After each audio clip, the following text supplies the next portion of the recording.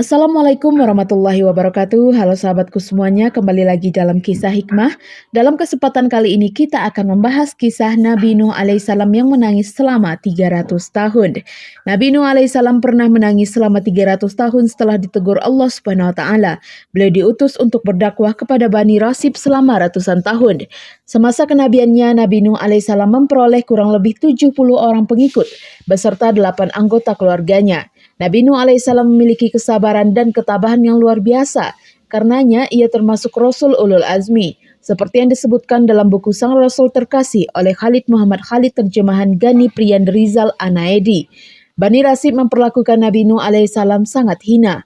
Mereka bahkan tak segan menyekutukan Allah Subhanahu wa taala dan memiliki sifat congkak sekaligus zalim.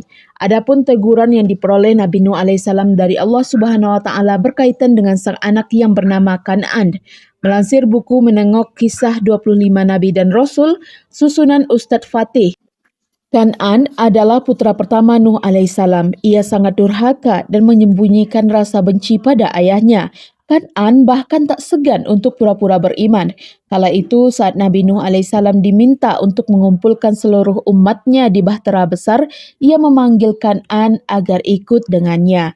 Kan'an yang angkuh menolak ajakan sang ayah. Ia tidak ingin beriman kepada Allah Subhanahu wa taala. Begitu pula untuk ikut sang nabi naik ke Bahtera, seorang ayah. Nuh alaihissalam terus membujuk Kan'an meski air bah sudah mulai meninggi. Bahkan, hal ini tertuang dalam surah Hud ayat 43. Anaknya menjawab, "Aku akan mencari perlindungan ke gunung yang dapat memeliharaku dari air bah."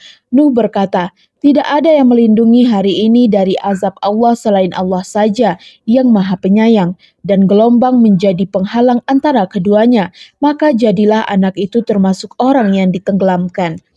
Saat keduanya sedang berdebat, muncul gelombang air yang besar memisahkan antara bahtera Nabi Nuh alaihissalam dan juga anaknya Kan'an.